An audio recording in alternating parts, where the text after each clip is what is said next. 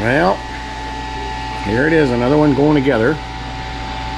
We'll put the dual tie bar mod in this one. This one's going to go to my buddy Tanner. It's just taking its update. This is Swamp Thing. Got a bunch of parts came in. We're going to get it back together and better than ever. Get a few of my mods on it, and he can enjoy bashing.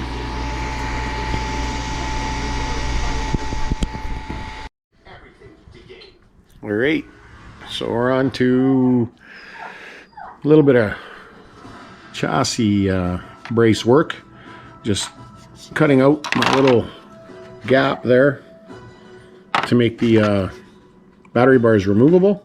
That way you can put them in right side factory way for factory batteries, or you can put them in upside down for taller batteries.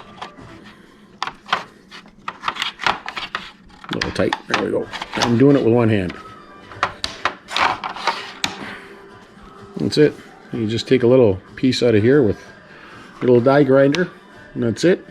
And I think while I'm doing this, it's going to go with the stock ESC, but eventually he'll end up putting a Max 6 or a Monster 8S in it. So we're going to cut this brace out of here right now while it's here getting this done. And then we'll switch over from that to the dual tie bar mod in a second here.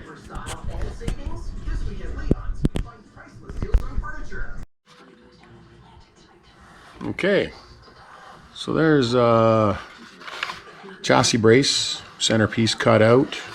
Got the notches cut out for the battery trays to make them removable and flippable.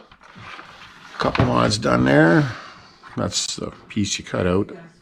Gets it set up. I got the Kevin Talbot mod done. You put I think it's a 12mm nut that's in here originally. You put a 15 in, and then put a nut in to the bottom to keep it so it's captured, so that it doesn't. Sometimes you'll get the spring pushing it apart, and then your belt crank servo saver will come apart. So now we're going to do the dual tie bar mod again here quick. This is a 3.2mm bit. This is really nice for when you have to put in one of our 4mm bolts here to get it to thread in, or 3.5mm, I guess it is. So you just drill this through.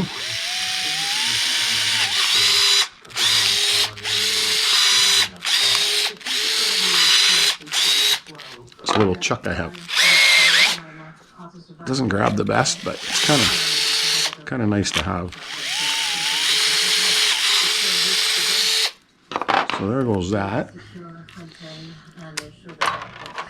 Switch this over. Put the front plate on.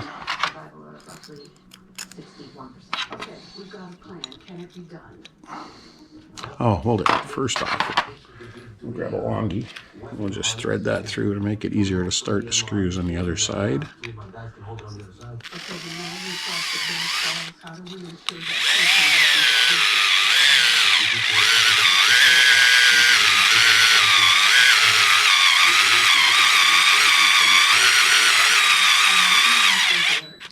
That gets hot.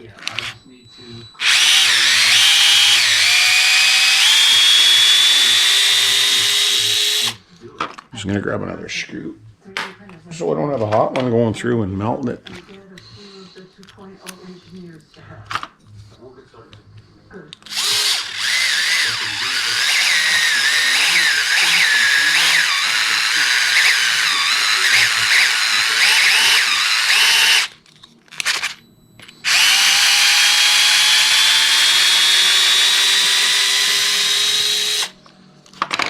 Just that easy. We'll put a front plate on. Sorry, I'm trying to rush again. Just don't want to make these videos too long for you guys. Try to get my points across without dragging it out. So there, we're back together the way it was. Hold on, vacuum.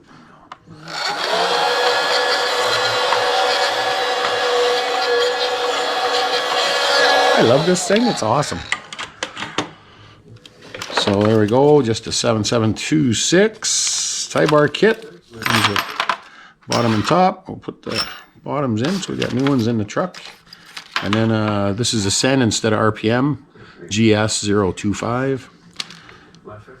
Hinge pin bolts, you get 4 of them in a bag. So we're gonna go in, we're gonna just get this started. Through there. This one through there. And then I can't remember exactly the length of these screws. So grab my trusty 25s. That's what I thought they were. You okay? Yeah, just a little heartburn. 25. Just in my bolt bin here out of camera. Grabbing some bolts.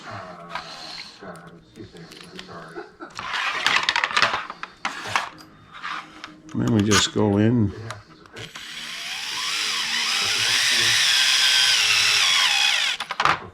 You can see just how well that would hold and stop that stuff, hold that ear from breaking, right? You see how nice that is? So you don't want these too tight because you got to be able to slide your arm in and out if you got to change your arms to take the truck apart for maintenance. So it just goes just like that. I just leave these just a little bit loose too until it's together, and then the pins will come in and out nice and easy. See? That's a nice setup. There we go. We'll carry on with the next piece of the puzzle, which is I'm just trying to go through and get everything organized, see if I got all the parts, which I do believe I have everything now. Fitment of everything seems to fit good. The 2085 is in.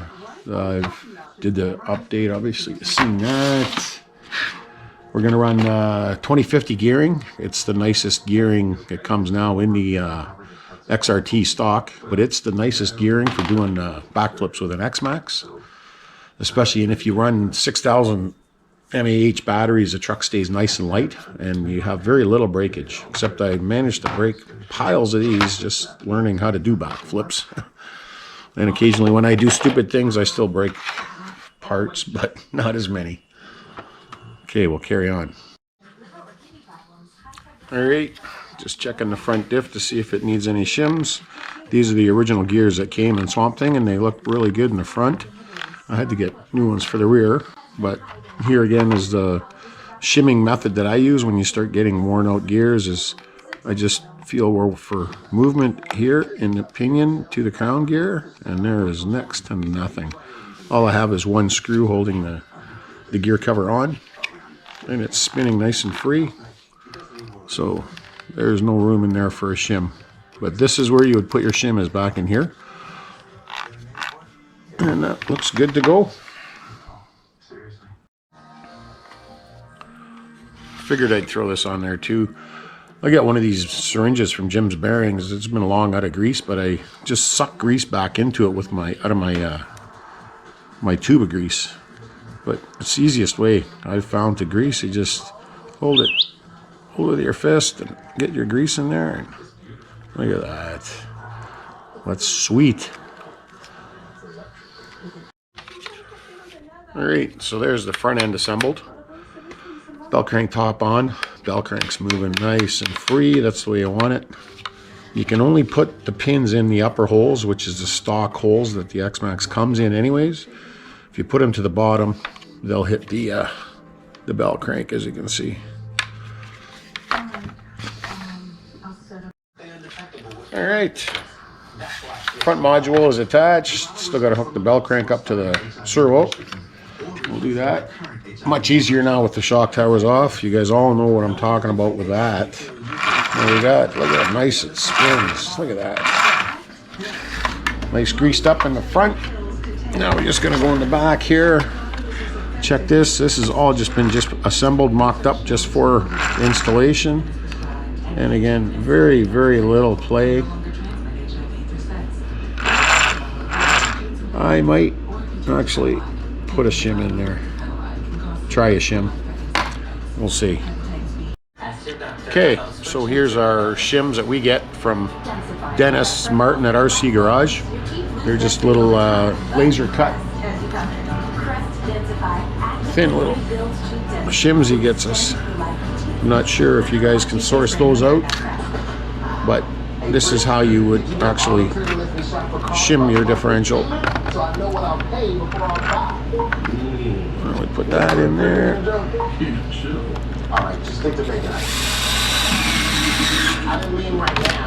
Tighten the bolt up. He appears whenever you eat Honey Nut Cheerios. Like a genie? Sort of. I can grant you a bowl of Honey Nut Cheerios. Turn the damn TV down. I wish Debbie had See how? Oh yeah. Looks like it needed that one shim in there. See the play in there now? It's just borderline, but I think I'm gonna leave it. It's nice. Sminty, as I say. We'll go with the grease gun in here.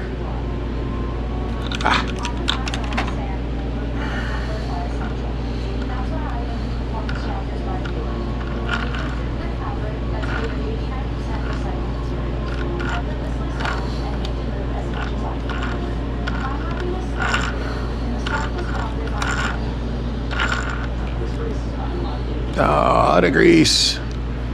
Am I really? Oh no.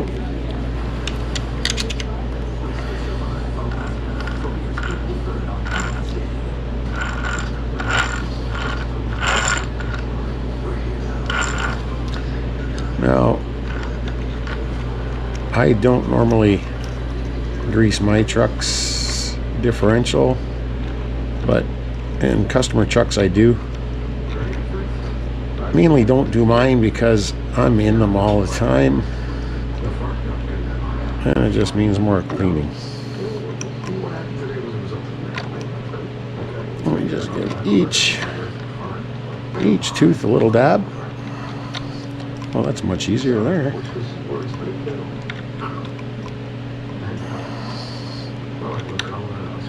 And if Dennis, if you're watching this, I didn't grease Northrop, so you might want to grease them if you want to.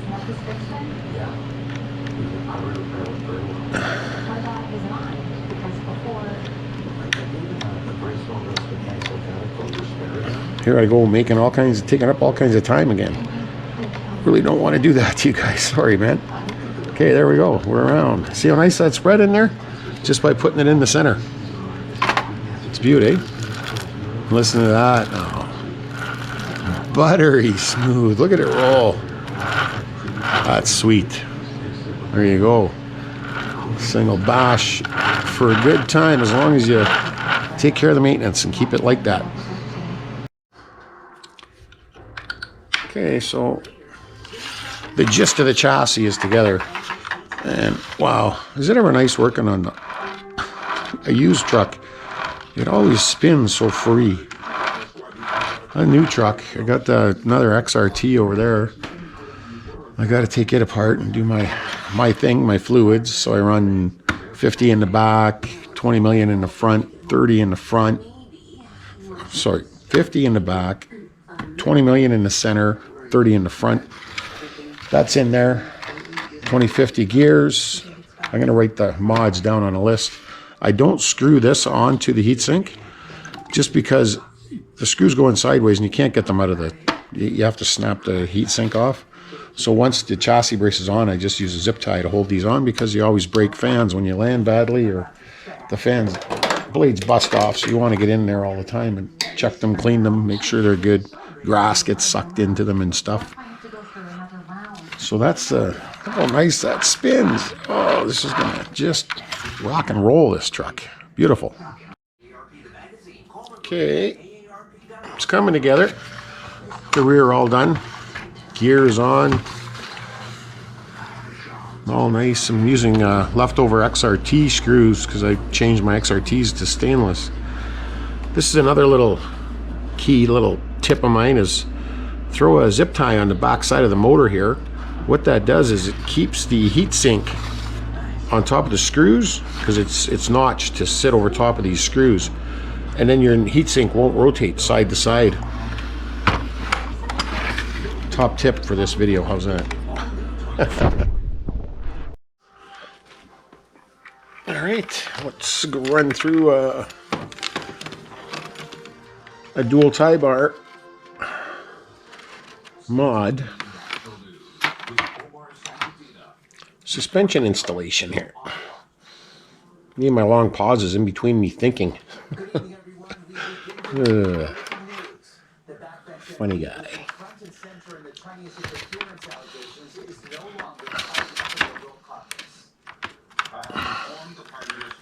I think we'll hang the suspension at the same time. I don't really have a major quick method for doing this, except I should be using my gun, seeing as I'm trying to make this quick.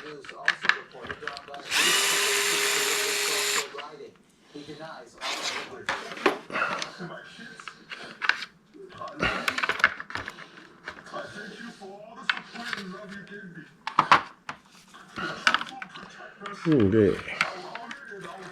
Make sure you take the screw out of this side. I've done that enough times.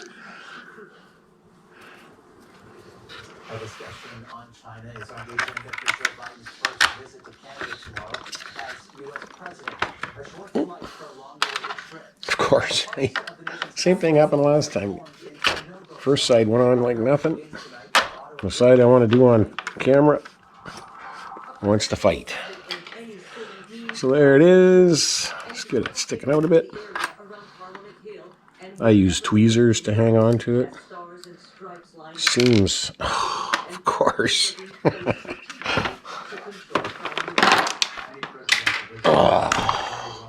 Gotta pause the camera, gotta look for the nut. Well, it happened to fall right at my feet this time instead. Oh no, what the hell is it? That's not it. Hold on. Well, of course, it fell right into the 5-gallon bucket I got under my bench that I keep my spare parts in. Had to dump that. Oh.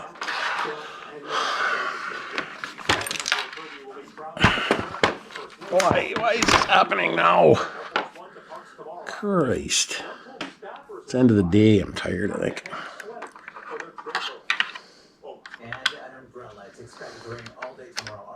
Thank you. That forecast is cold comfort for asylum seekers who cross into Canada along a rural road that's become a political flashpoint. Here's you guys will get this a lot easier than I do with these sore hands. There it is. Pain in the butt. It does make working on the truck harder now because you got a nut and a bolt, right? But toughens it up, so I think for the pain in the butt it is, it's well worth it. And it doesn't cost a lot.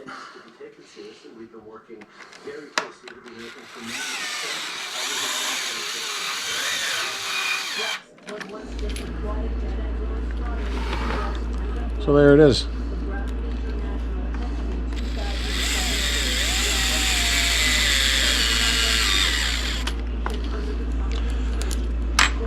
It's going to be a nice little bash and rig, this one for sure.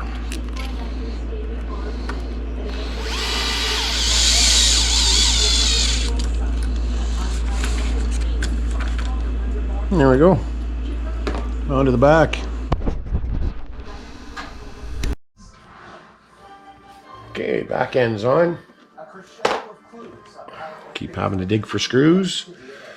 Now we got to put this guy on. And believe it or not, when you go to put this guy on, he's held on by 16 screws. But it's so much easier to work on the truck when it's off.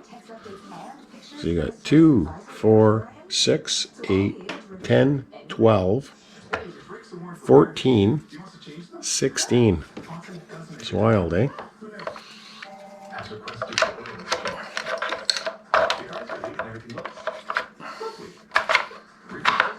Look at that. like a glove.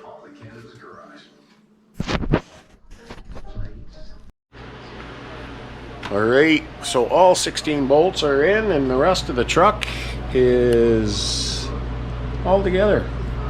Gonna give you a little shot at how I vent my tires, all of them.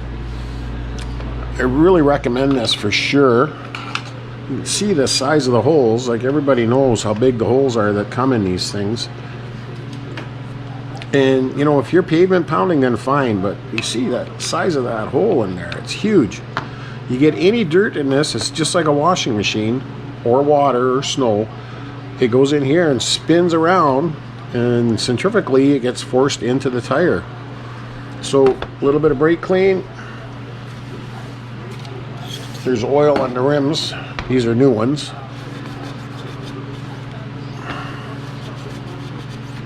A little bit like that. And then I use little strips of or little pieces of, I always have them on my bench here, little squares of Gorilla Tape right over the hole. You can see how the brake clean discolored the rim, taking the oil off. So a little piece on each hole. Man, that sticks. Just like that. Then what I do, get a pin on my soldering iron. I hold my finger under the taped piece already. Right through there. Then a 180 of the wheel. Quarter turn. Grab it there, quarter, another 180. And there we are. Then I'll just stick my pick through, make sure that the hole didn't seal back up. And there it is. Highly, highly recommend it. All right, let's wrap this video up with this segment, I guess. I'm gonna go a little bit through basher body, highly recommended for bashing. When you go to fit it, one little key I would say is when you go to cut your latch out, cut the whole latch out. Because the material of the basher body is so much thicker, it's hard to get it to latch. Now it just latches nicely. This doesn't need to be there for structural reasons, and it's covered up when the latch is closed anyways. Another thing I would recommend is when you're wanting to do backflips and all that sort of thing, is take the wheelie bar off. The wheelie bar hinders you from getting it around easily. And power wheelies are really hard on the drivetrain. When you have the wheelie bar on, you end up just doing power wheelies. If you take the wheelie bar off, you can learn how to balance the truck. I'll post up some videos there as the weather starts to clear of more control kind of things. See here, this is the truck we just had out on the weekend. My Castle 1717 Monster 8S truck. I run the what is this? RPM wheelie bar setup. I barely get any scratches on my bumper, and I can just bring the truck right up on these wheels here in the corners of the bumper here, and I can just dance it on its, like balance it with the throttle. So that's just my opinion again. Here's the list of what's done to, I guess it's Tanner's Swamp Thing now. Dual tie bar mod. I would highly, if you want to do backflips with your truck, do that mod. It seems to be working. It's going on its 3rd year of testing now since I came up with it. It's working great. The battery door mod, you can fit all kinds of different batteries in after that. The Kevin Talbot bell crank mod, that's another one. And none of these are really expensive at all. Nothing on this. This is utilizing what this is a stock truck. But you all know that the body of a stock truck just doesn't hold up. The Lexan, the truck is too heavy. Lands on it poorly, and then you're done for. The zip ties for the heat sink around the chassis brace makes it easy to pop off and change. Broken fans. Zip tie at the back of the motor to hold the heat sink up against the front so it doesn't rotate. 2050 gears, backflip material right there. And the fluids, you can mess around with your own fluids. keeping in mind if you put too thick a fluid in the front, you're going to make it push more. It's going to be harder to steer. 50 weight shocks, again, depending on how big of air you want to get. And I like the 2085X servo. I've been running them on 7.4 volts also and not had any problems. I know Traxxas only rates them to 6 volt, but I got them on 7.4 in my Castle trucks. And it's got the updated cush drive in it with the pin keeper. It's got the oversized bearings in it. It's all up to date as far as a 2023 X-Maxx would go. And all this stuff is related to the XRT as well. I have a video I made for the dual tie bar mod for the front of the XRT. I'm working on the video for the dual tie bar for the rear. The rear doesn't seem to be a big problem with the X-Maxx, but it seems to be breaking a lot of upper bulkheads in the XRT. So this blue XRT that I got over here, I'm going to be going through that one and checking it all out. And I'm going to do the dual rear and front on that truck. So I think that'll wrap it up. So this will be it for this one. Enjoy. Bash on. Peace.